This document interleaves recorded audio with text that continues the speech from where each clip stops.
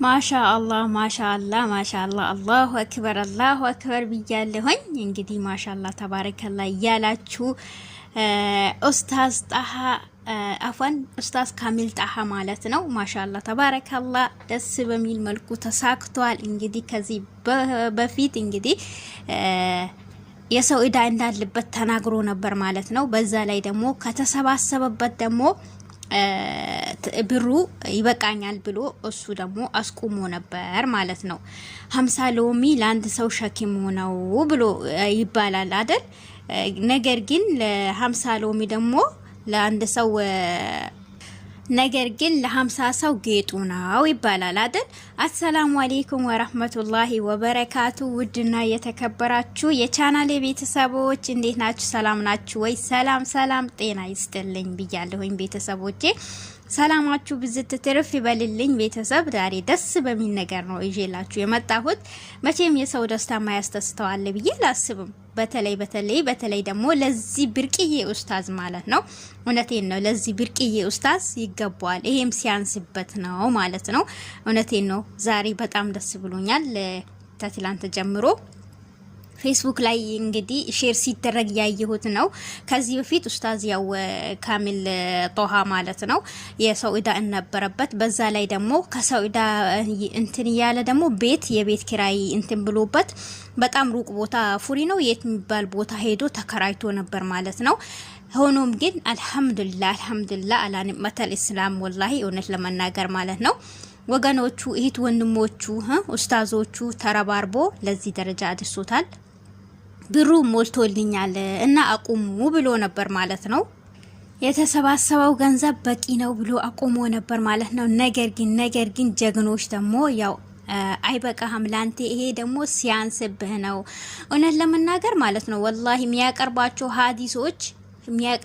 ሀዲሶች ውስጣችሁን ሰብሮ ገብቶ ተሰምጣችሁ ነው አንድ ሰው ሲያዳምጠው እሱን ሀዲሶች ማለት ነው።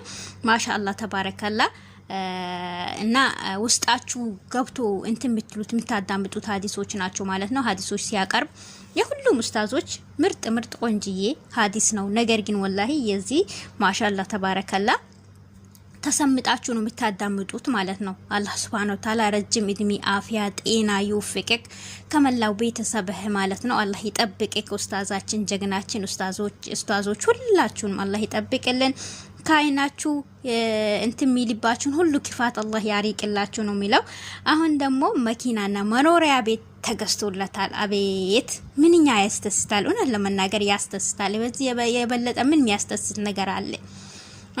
ይሄ ደግሞ እህት ወንድሞቹ እናት አባቶቹ ኡስታዞቹ ከጎኑ አለን ብሎ ማውራቱ ብቻ አይበቃም እንዴ? እውነት ለመናገር ማውራታቸው ብቻ እሺ ብሎ ከጎንህ ነን ብሎ ማውራታቸው ብቻ አይበቃም? እውነት ይበቃል ወላሂ እውነት ለመናገር ማለት ነው። እኔ ደስ ነው ያለኝ ቤትና መኖሪያ ቤቱ እንግዲህ እንትን ተብሎ ሲለቀቅ በጣም ነው ደስ ያለኝ። ቃላት የለኝም። ለሁሉም ለመላው ላወጣው ሁሉ ህዝብ ማለት ነው አላህ በአፍያ በጤና የምትኖሩበት ባወጣችሁበት በኪሳችሁ አላህ በረካውና ጤናውን የሚለቅላችሁ አላህ ያርግላችሁ። ሳታስቡ ደግሞ አላህ Subhanahu Wa Ta'ala ይምላላችሁ። ሙራዳችሁን ያሰባችሁት ሁሉ አላህ ይምላላችሁ። በተለይ ለነዚህ ብርቅዬ ኡስታዞች ጎን መቆም ራሱ ለነሱ ሲያንሳቸው ነው። እኛ ከብዙ ነገር አውጥቶናል፣ ከብዙ ነገር ደግሞ አሳውቆናል። እውነት ለመናገር ብዙ ነገር በእነሱ ተሚረናል፣ ተጠቅመናል። ነገር ግን እነሱ ቀንም ለሊትም ሳይሉ ይሰራሉ፣ ለህዝቦቹ ያሳውቃሉ፣ ዲናቸውን ያሳውቃሉ። ነገር ግን ዲናቸው ሲያሳውቁ ብዙ ጠላቶች ሊኖርባቸው ይችላል። ያንን ሁሉ የተጋፈጡ ነው የሚያቀርቡት። ነገር ግን እንደዚህ አይነት ነገር ሲደርስባቸው ደግሞ እኛ አለንላችሁ ብሎ ከጎናቸው መቆም ራሱ የትልቅ እድል ነው ማለት ነው። እውነት ለመናገር የኛ ሙስሊሞች አይታሙም። ሙስሊም ክርስቲያን አይልም እዚህ ጋር ማለት ነው። እውነት ለመናገር ከአንድ ነገር ደረሰ ሲባል ሙስሊም ክርስቲያኑም ነው የተረባረበ የሚሰራው። ኡስታዝ ካሚል ጣሃ ደግሞ አላህ Subhanahu Wa Ta'ala ለዚህ ደስታ እንኳን በቃህ ብያለሁኝ። እንኳን ደስ አለህ። አፍያና ጤና ረጅም እድሜ ተመኝሁልህ ከነቤተሰብህ ማለት ነው። ኢንሻአላህ ከዚህ የበለጠ ደግሞ ኢንሻአላህ ካንተ እንጠብቃለን። ያው እኔ ይሄ ቢደረግልኝ ከሀዲሴ ከምኔ እንትናለም ይለቃል ብሏል ኢንሻአላህ። ሆኖም ግን ደስ ስላለህ ደስ ብሎናል። አላህ በአኺራም በዱንያም ያስተስተህ ሙራድህን ይሙላልህ።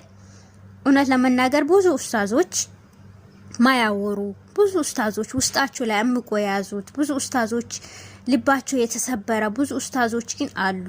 ፊታቸውን ወደዚህ ወደ ካሜራ ሲወጡ ማያስታውቅባቸው ደስታን የለበሱ ይወጣሉ እንጂ ውስጣቸው የተሰበረ ብዙዎች ሳይታወቅ የዚህ ግን እንደ እድሉ ሆኖ ኡስታዝ ካሚል ጧሃ ማለት ነው ወጣለት እንጂ ብዙዎች አሉ እውነት ለመናገር ማለት ነው። አንዳንዴ ሀሩን ሚዲያን አላህ ይጠብቅልንና ሀሩን ሚዲያ ፈርጣችን የአይን ብሌናችን ማለት ነው በየቦታው እየገባ እሱ ያሳውቀናል እንጂ ጀዛከላሁ ኸይረን አላህ ኸይር ጀዛህን ይክፈልህ አቡ ሀሩን ማለት ነው። እሱ ሁሌ ለሰው ደስታ ነው፣ ሁሌ ለሰው ደግሞ እንትን ነው የአይን ብሌን ነው ማለት ነው። እና አላህ ደግሞ ለኡስታዞች በአፍያ በጤና ለህዝቡ እንደሚያስተላልፉ አላህ ሙራዳቸውን እንዲሞላላቸው ነው ተስፋ ማረጋው። ኢንሻአላህ ሁላችሁንም ወዳችኋለሁ። ለዚህ ጀግና ኡስታዝ ደግሞ ላይክ ያስፈልገዋል። ላይክ ያረጋችሁኝ ማለት ነው። ላይክ አይከፈልበትም እውነት ለመናገር ላይክ ያረጋችሁ እኔ እጠቀምበታለሁ። እናንተ ግን እጃችሁን ጠቅ የምታርጉት ማለት ነው አይከፈልበትም አይደል? ለኔ ደግሞ ይጠቅመኛል፣ እናንተ ደግሞ አትጎዱም። ስለዚህ ላይክ ያረጋችሁ ግቡላችኋለሁኝ። ሁላችሁንም ወዳችኋለሁ። እንኳን ደስ አላችሁ። እኔ ደስ ብሎኛል። ማሻአላህ ተባረከላ። አላህ ደግሞ በአፍያና በጤና የምንኖርበት አላህ ያርግህ ኡስታዛችን። ወሰላሙ አለይኩም ወራህመቱላሂ ወበረካቱ።